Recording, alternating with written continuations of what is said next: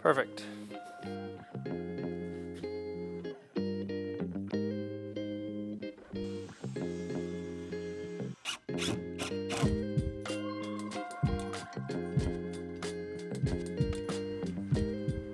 Yeah, that's the main problem. What's up, guys? Danny and Paige here from Wonder Tears, and this is video number 3 of the Rambler build series, where we build the DIY Rambler and give it away after the series. If you haven't seen videos 1 or 2 yet, we will go ahead and link those here. In this video, we're going to be taking care of all the pre-assembly things like polying, building the roof. Lots of fiberglassing, and finally the final assembly. So by the end of the video, we should have the shell of our Rambler. Yeah, baby. Let's get started. All right, guys, back in the shop. Back to work. We're going to do some more fiberglassing. We've been doing some polying over there on the table. I didn't poly this side. But right now I'm going to bring over the walls. I got to sand everything down because they're pre-finished on one side. Well, pre-finished on both sides. I just need to sand one side.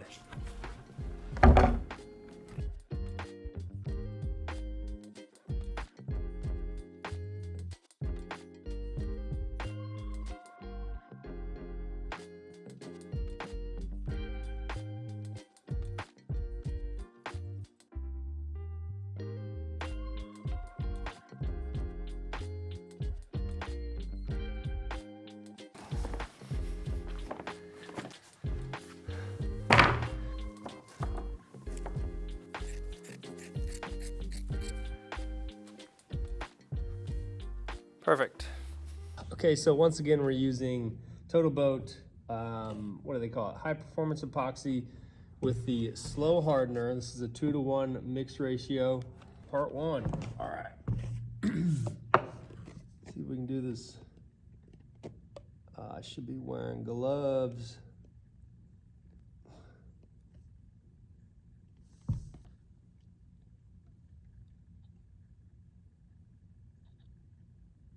And then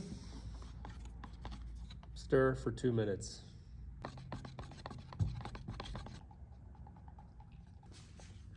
So the idea here is I'm going to first flip over half of it. I'm going to put a base coat of this epoxy down, and then I'm going to fold the sheet back over, press it down into place, and then I'm going to add a little bit more on top of it and squeegee it out. And hopefully that's a little bit easier than last time, because I had a hard time getting it all soaked into the sheet here. I think that'll work better. See how this goes. Okay, okay.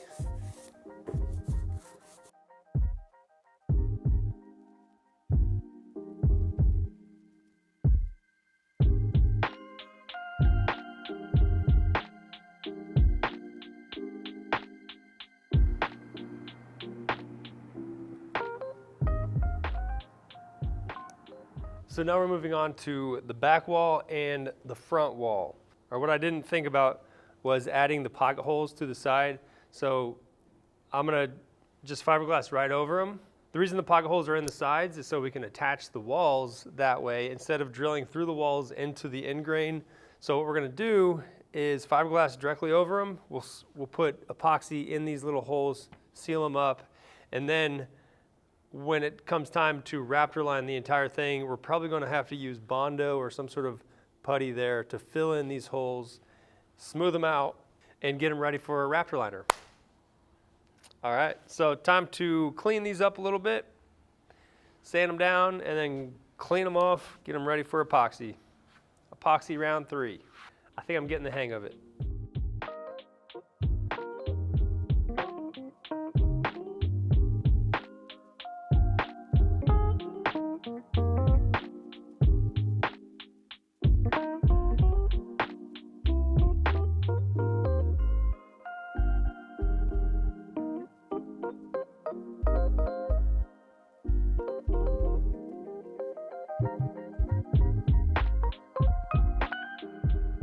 All right, so now once again I'm on the poly train, and I'm just going through all of these pieces. Because there's so many pieces, I like to use a roller. But basically, I'm just gonna go through every sheet. I'm gonna roll it on for starters, and then I'm gonna take one of these foam brushes, and I'm going to lightly go back and forth just to take down some of the bubbles that are created from this. Usually by the time I'm done with all of them, that top rack is gonna be dry, and I can just bring it back down here. I'll use the sander, just do a quick little sand, do a quick little wipe, and then roll on one more coat. And then the last coat, I like to use a spray like this. It takes away a lot of the streaks from the brush or the roller, but this stuff gets everywhere, so be sure to wear a mask if you're doing that. All right, let's do it.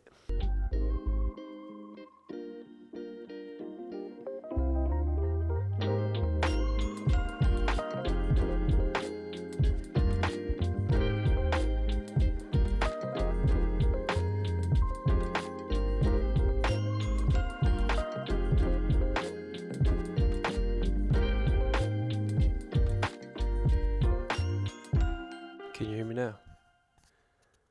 Good.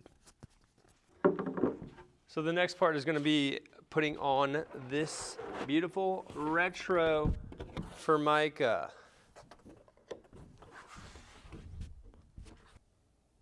It's kind of cool though, right? We use this, it's called Weldwood Contact Cement, fast dry formula. It basically, you put a coat on there, you put a coat on there, and then you let it dry for at least 15 minutes, and then you can put it on there, and then you just push it down with a roller. It's extremely potent and flammable, so lots of protection here. Don't forget your PPE. One more thing. We like to use a foam roller for this. When you're done, the foam roller is pretty much done. But yeah, it makes it a lot easier to put on. You wanna come take a peek?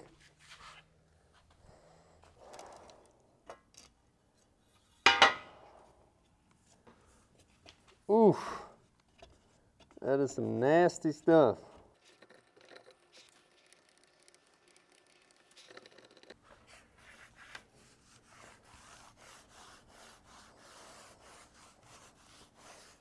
Another thing you don't want to do with this is do this on some of that foam insulation or anything like that. It just eats right through it. This is some nasty stuff. Don't get it on your hands either.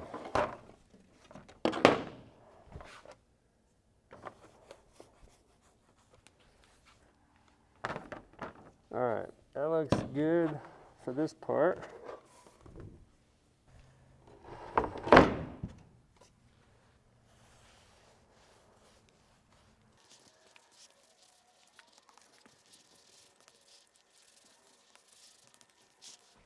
So now we're going to set a timer for 15 minutes. Whew. I'm going to open the door. Okay, so now we can put on the Formica. All right, when you're doing this alone, I cut this piece to be about a ½ inch larger, both width and length. So what I'm gonna do is actually just lay one side down. This is a lot easier with two people. You know what? Do it this way. This should hold it off so I don't screw this up. Because once it touches, it's done. It's on there. And oh God. And if it's not, there's probably something wrong with it. All right, I'm going for it.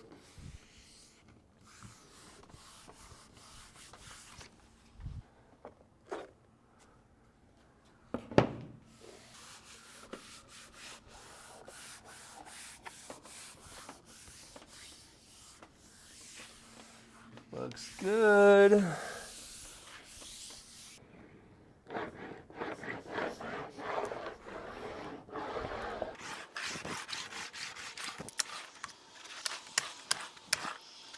Now I'm gonna flush router it. Set this up.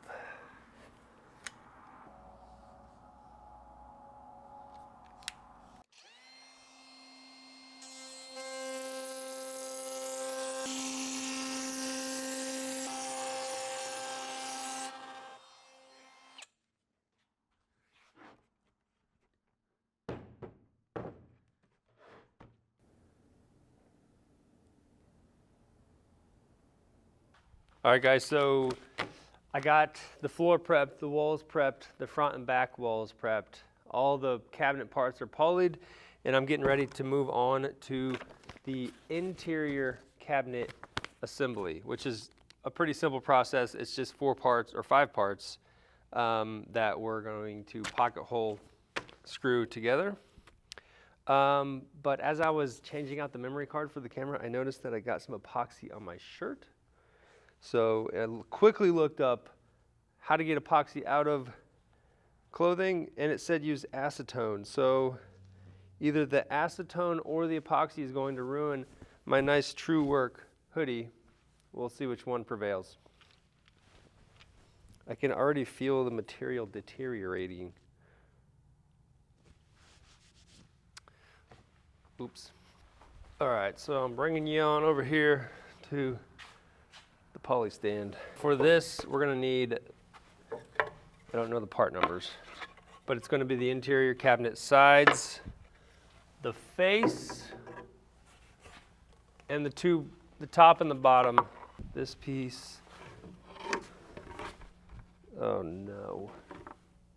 I didn't poly this side. Damn it. All right, be right back.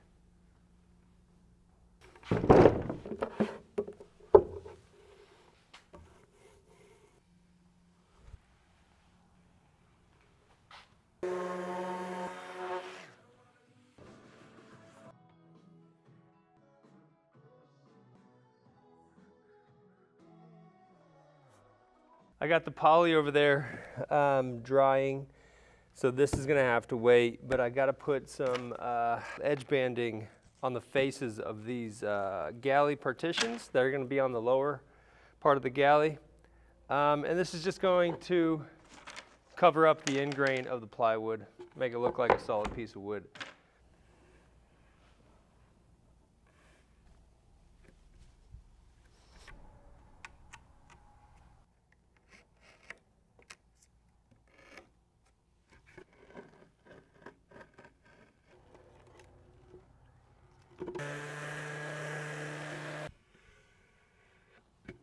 All right, so I'm trying to assemble everything, and right now I want to do the interior cabinet assembly, but I just polyed some of the parts for that. I have the epoxy on the floor, so I can't flip that over on top of the trailer frame yet. So I'm gonna get started on the roof. I'm gonna jump ahead a little bit. So the first order of business is ripping some 2x4s. So we're gonna rip the 2x4s in half, and this is going to become all the different parts of the roof frame. If you're doing it manually, we like to use 2x4s ripped in half, or if you use our kit, you get 3/4 inch spars and the entire frame for the roof. And it's all slotted and everything, so you just have to basically butt them up with some wood glue and screw them together. But this way is a little bit more manual. Some people like it like that. To cut a 2x4 perfectly in half, you want to set your table saw blade to 1 11/16.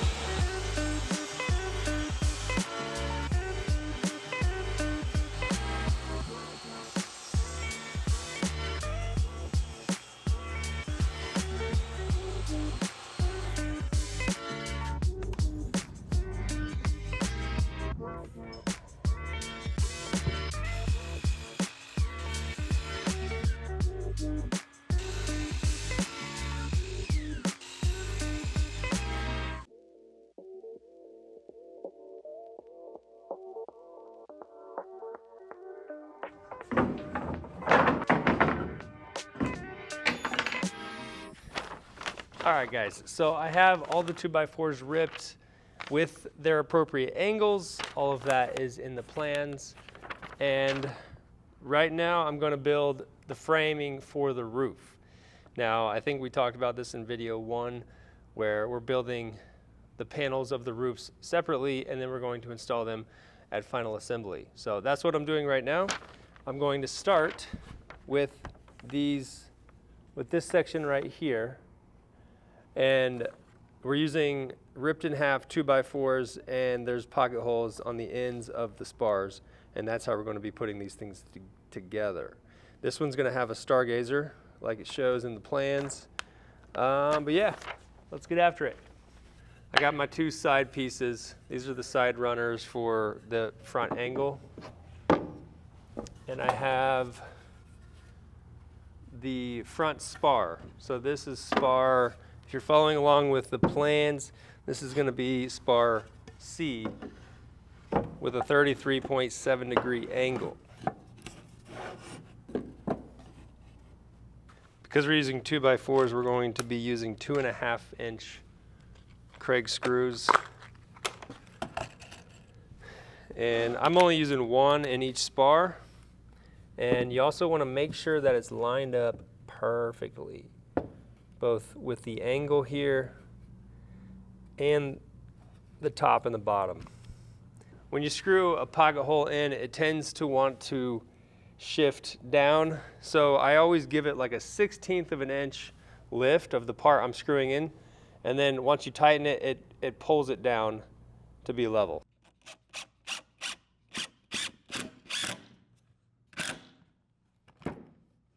Wow. Perfect.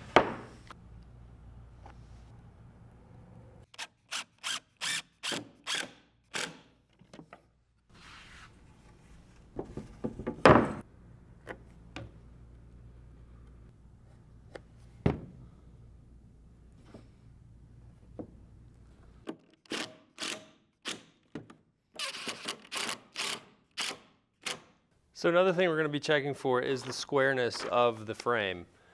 So we're just starting with the front angle here, but in the plans I have the dimensions. It should be 62 and a 1/16 of an inch from one point from here to here. 62. So right now I have a 62 and a quarter. You know what? I gotta flip this upside down.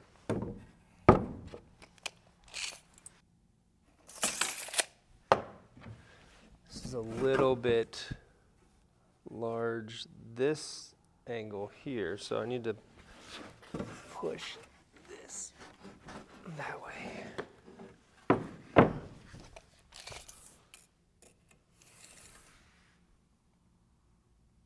$62 and a 1/16.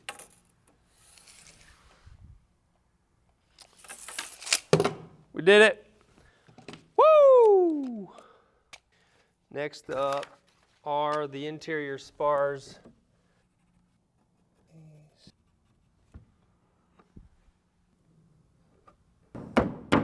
So the important part here is actually that these fit. This is what's going to space out the stargazer. This is 9 1/4. And so we can start with one of these, and then we'll find where this goes.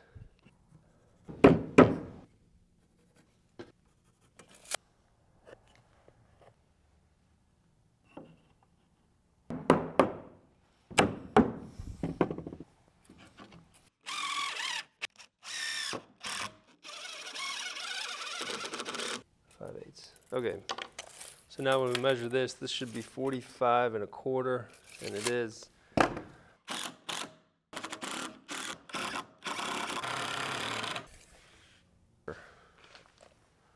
All right, guys, so this is the first piece of the roof.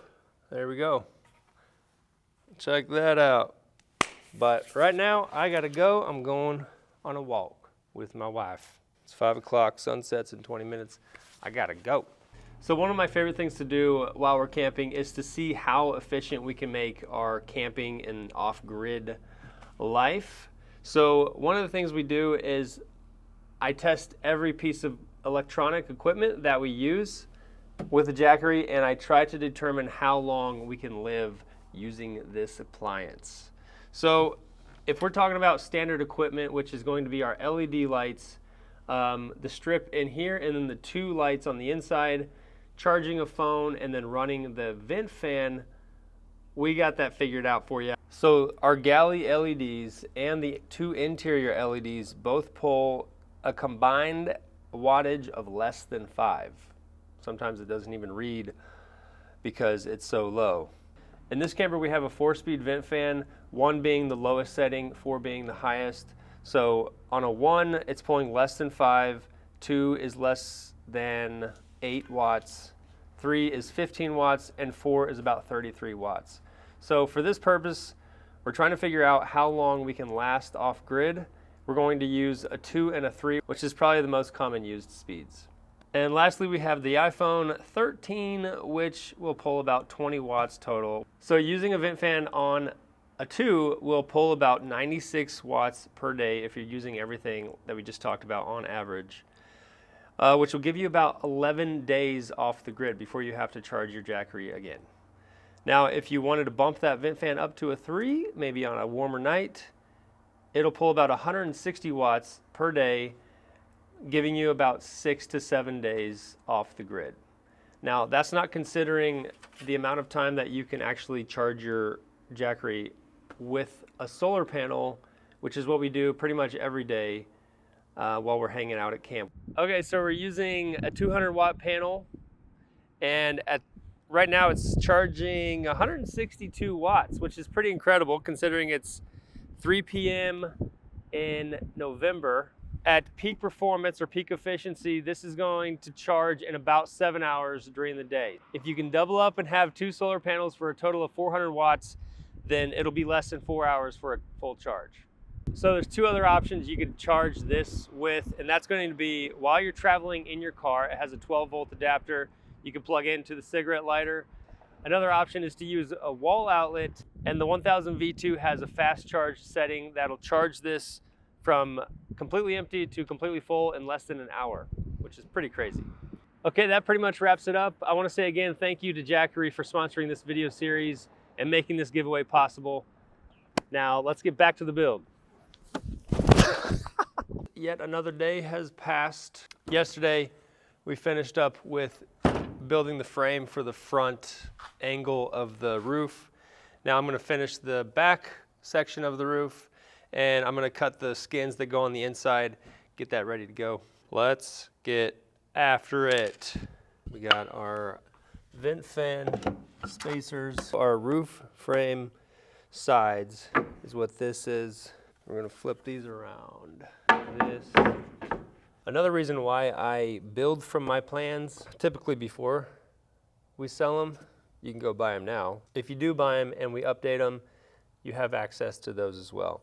But one of the things that I'm going to update is right here. You can see I have all the measurements between each of the spars, but I like to initially be able to mark where each spar goes as it lays here. And in order to do that, I need to be measuring from this back wall or this back spar to the front or to the back of each spar, starting from there. If you bought the plans, you'll see an update coming soon. So we need 1, 2, 3, 4, 5, 6 normal spars. We got 6, and then the front spar has this angle to it. And to keep it square, I'm going to use another spar in the middle here. Pull them tight. There we go.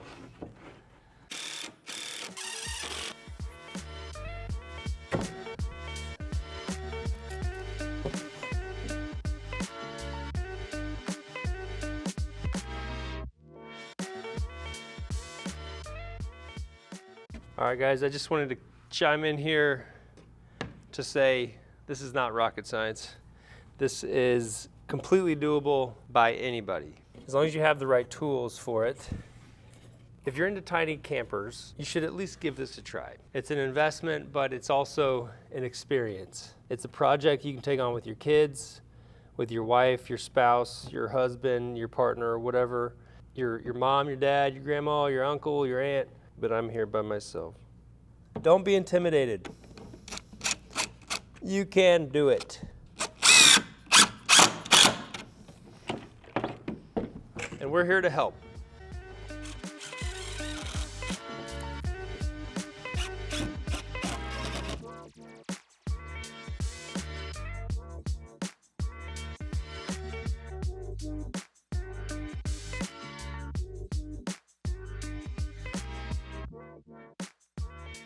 One more thing I just wanted to say before I put this last screw in is there is no right way to do this. There's just your way. Something to think about. All right, here's the kicker. Let's make sure it's square. This says 96 and 15/16 should be square. And I'm gonna accept anything within a 1/16 of an inch. 96, you know what? I gotta let you see this. And 15/16. Look at that. Right on the money.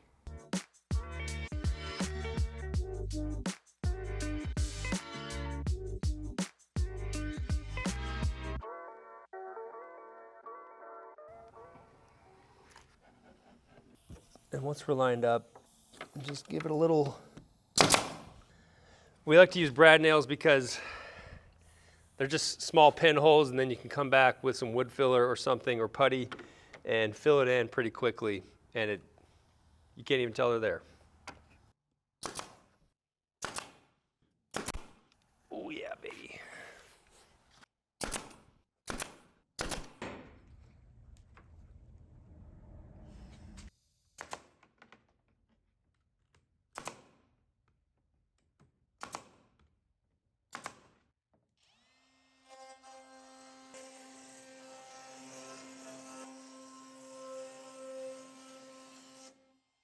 On to the next one.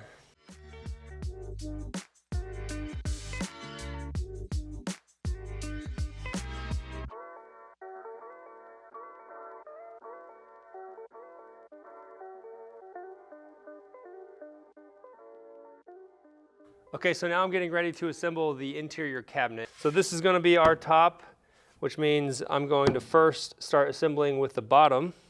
And I need pocket hole driver and 1 1/4 inch pocket hole screws. So this is a fine thread pocket hole screw, and that's for hardwoods like birch. If you're using the stuff you get from Home Depot that has the oak veneer or the birch veneer, it's probably softwood on the inside, so you might consider the coarse thread pocket hole screws, but this stuff is hardwood all the way through, so I'm going to use the fine thread. All right, so the cool thing here about these pocket holes on this is they're going to be hidden. So this piece is going to be installed in between the walls. This is going to be butted up against the wall. And then go. Beautiful. Now jumping over here to the other side. If you don't have a way to kind of get leverage on it like I am, putting all my weight on it, it's just simply use a clamp. And you know what? I'll do that just for the heck of it, you know?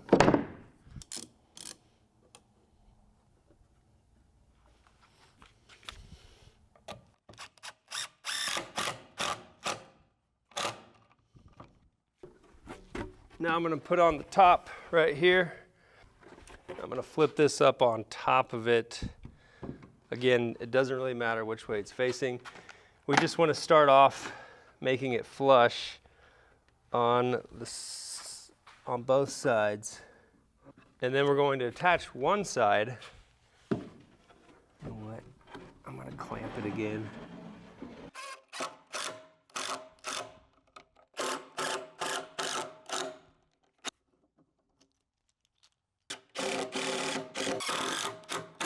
There we go. So the final piece of the interior cabinet is going to be the actual face. Okay.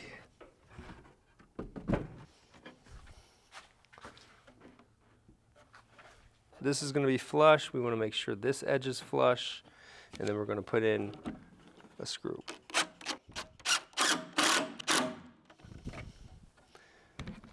There we go. And I like to bounce back and forth.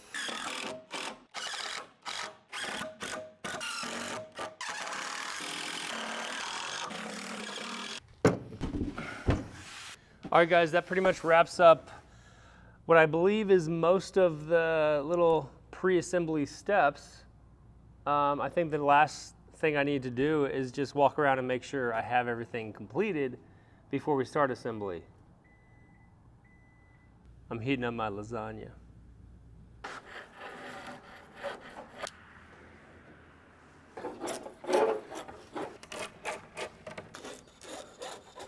If you remember before, I said I'm just going to fiberglass right over them. Just fiberglass right over them? Bad idea.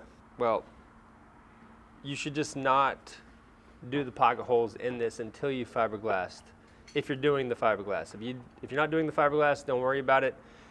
Do the pocket holes and then cover it in aluminum.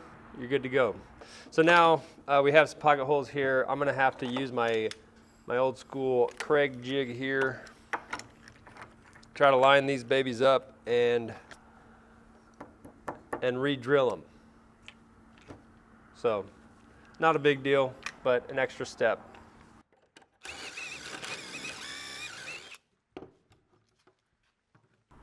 All right, now it's time to do a roll call for all the parts for final assembly, starting with the sidewalls.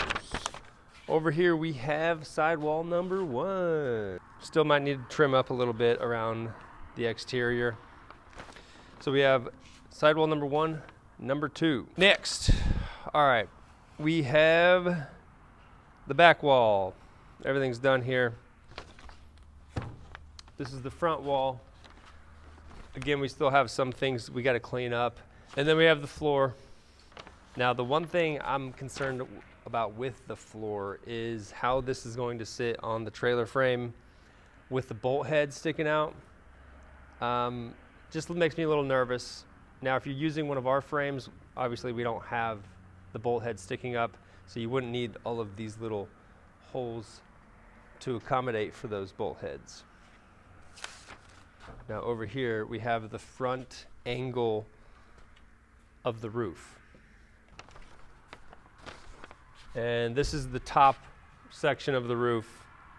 Finally, we have the pre-assembled interior cabinet. And you guys just watched that, so enough said. Ah, yes, the bulkhead.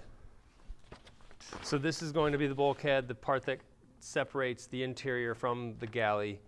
One thing that I don't have in the plans yet, but I'm going to update them, is the pocket holes around the exterior. So when we assemble it, instead of drilling through the exterior wall into the bulkhead, that's going to be pretty challenging. We're going to put pocket holes in the sides, measure, and then we'll be able to attach directly into the wall. Let's talk about the trailer frame.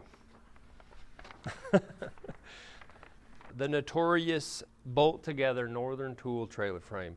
Now these are, again, they're super cheap. They're great to work with if you're on a budget. But it causes a lot of headaches. For me, the headaches aren't worth it, but it'll save you a couple $1,000, to be honest. So here we have the C-channel. Now, these cross members fit inside the side bar's C-channel, which creates a little lip here. The reason these are here is because there's a level change from the outside to the crossbars, and the floor is going to be sitting here, and we don't want the floor to be bowing slightly in. Now that's the theory, at least. We were looking at the original Renegade that we built on one of these several years ago, and it's held up great. And we actually didn't do this. We didn't put any spacers or anything, and I was just looking at it the other day. Floor is in great shape. But the trailer frame has caused a couple headaches for me, along with the fiberglass. So if you want to do fiberglass and use this trailer frame, you'll save probably $3,000, but Just depends on what your budget is and what your headache tolerance is. Let's build this thing.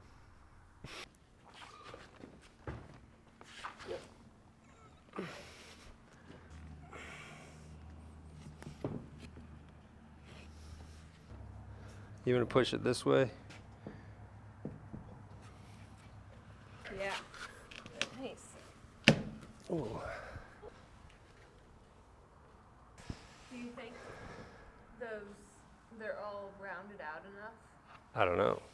This is what I've been worried about. I almost think the holes aren't big enough. That's what I was worried about, because I think the holes are big enough, but now that the fiberglass is Yeah. going in, Let's build them back in. Yeah. like it might just be touching a small portion of the outside of the hole. What should we do? Hit it with a hammer? Or pull it back off and just leave it standing up and just double check them, because it could just be one hole, you know? And we resort to banging. This one's down. I feel like you might need to just bop this one slightly this way. Bop it? Yeah, this one is not lined up at all. It's like a 1/4 inch off. Which way? It needs to go that way. Is it A working? little more. This one might be the problem. Yeah, that's the main problem. Is the whole thing not fitting. Look at this sky.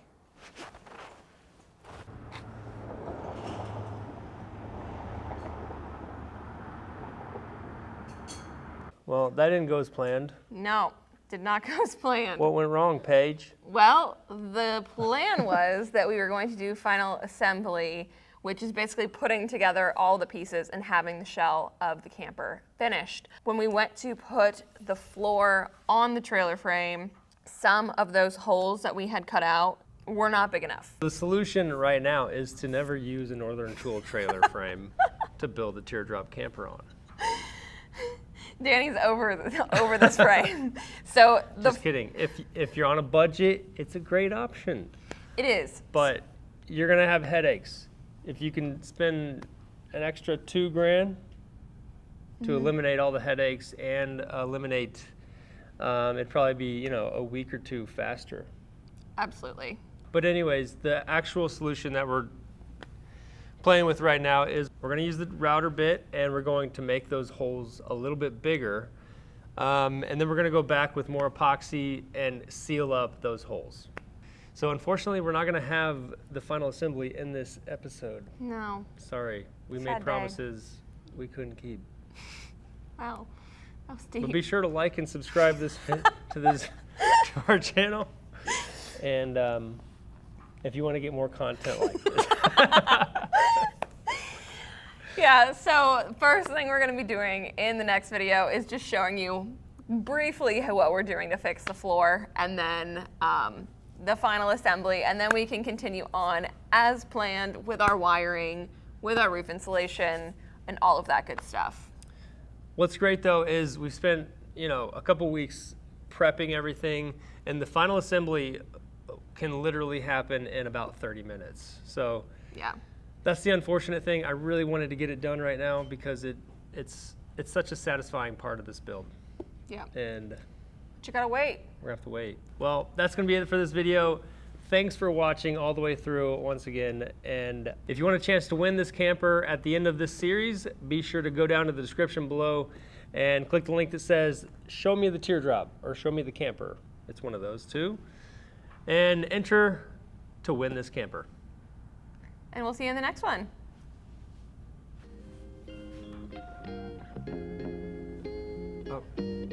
Oh. I thought you were doing a thumbs up like this or No. something.